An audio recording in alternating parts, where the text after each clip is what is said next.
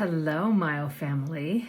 Today I'm here to talk kind of about what I would say a touchy subject, money, because I get so many emails asking about prices of myofunctional therapy.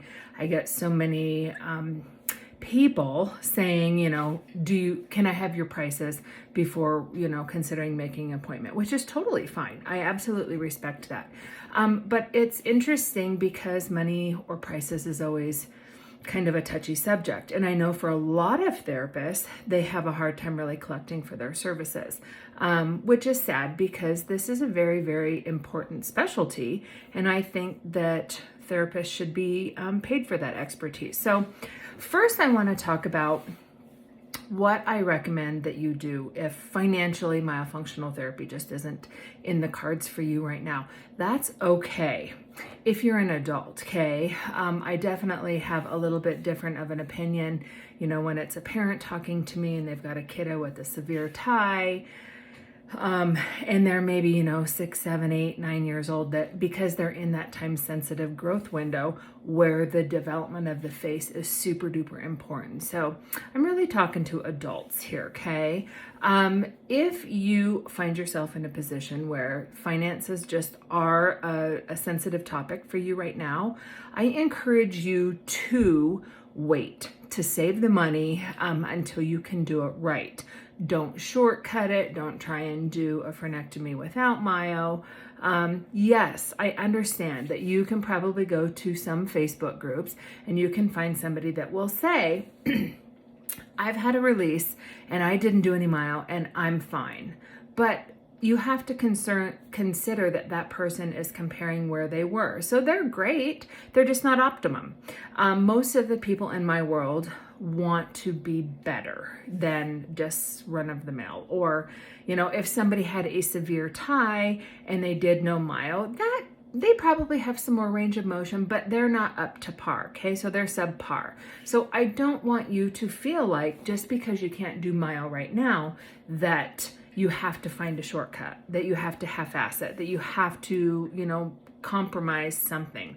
I don't want you to do that. When people reach out to me and they say, hey, what are the prices, or what should I do if I can't afford myo right now? I tell them to wait in most cases. And the reason being is because you don't have to jump out of the frying pan into the flame. There is no rush. You're grown. The damage is already done. Sure, you don't want to take 10 years to save the $1,500 or whatever to do myofunctional therapy, but you can wait.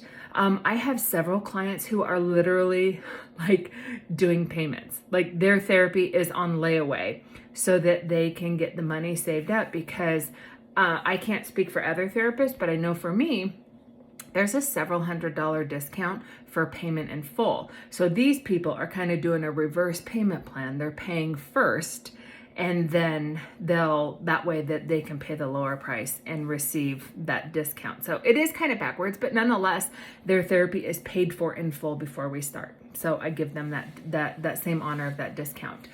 But that's okay. I mean, some of those people, they save for 3 months, they save for 6 months, to do it right. So that's what I encourage you to do. Don't feel like you just have to do something. And I know that many of you are very passionate about getting your frenectomy taken care of. You're very passionate about getting into myo right now.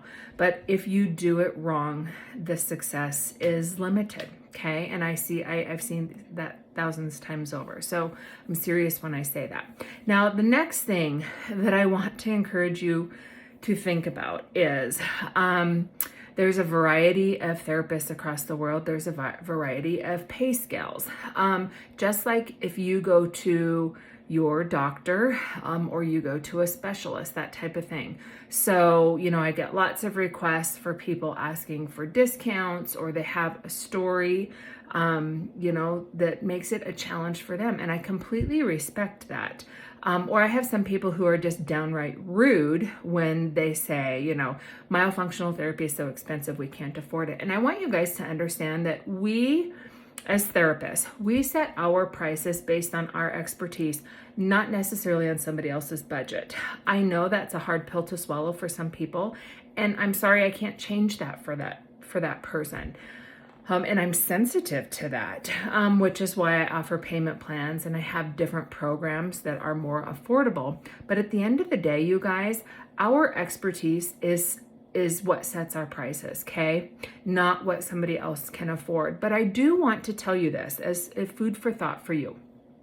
If you're struggling with this, I don't encourage you to use bargain providers. And the reason I always say that is, do you want to work with the person who, replaces one knee a year or 1,000, that type of thing. So when you're considering a therapist, when you're finding somebody who is your human, who you have a connection with, who has that know, like, and trust factor for you, don't worry about prices. That part will figure itself out. But what happens when you work with somebody who gives you a discount is you discount your effort. And this is a reason I don't discount therapy. This is a reason I can't offer a special deal to somebody who is a single parent or somebody who has had some sort of trauma. That kind of stuff, I can really feel for those people, but I have been there and done that, you guys. And those people, those clients that I gave a discount to when I first started my practice were the absolute worst. They didn't finish the work. They didn't take it serious. They didn't show up on time. They would no-show, all of that stuff. Right now, if my clients no-show, they lose a session. So they pay for a session whether they show up or not. But I always tell people, if you do not pay, you do not pay attention.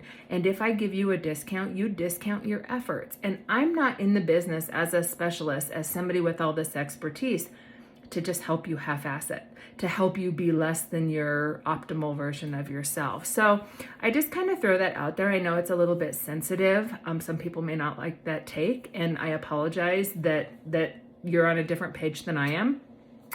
But think about it. We want the best for you. And so when you're paying for therapy with a practitioner who's giving you a bargain, that might not be good for you. Sure, it might be good for your wallet, but it might not be good for the success of your therapy or for the inspiration.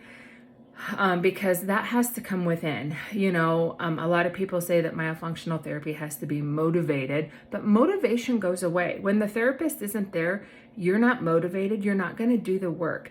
I have to bust my butt to inspire my clients because you have to be inspired to get better. It's not all about the tongue. It's about so much more than that. It's about wellness overall. And you have to want it. I always tell people I can't want it more than you. So paying full price and paying a good price means that you are absolutely worth it. So the takeaway message here is, if you can't afford myofunctional therapy right now, that's okay. I talk to people all the time when they say, well, oh gosh, I could never afford something like that. It's my job to still educate people because guess what? They could win the lottery the next day. They could have an inheritance the next day. So I don't think that matters. I educate everybody just the same because they need it. And that's my job. Number one. Okay. So you can get on a payment plan, that kind of stuff. But just know you don't have to do this today. I hope that helps if you find yourself in this boat, and I'll be back next time with another hot topic. Bye for now.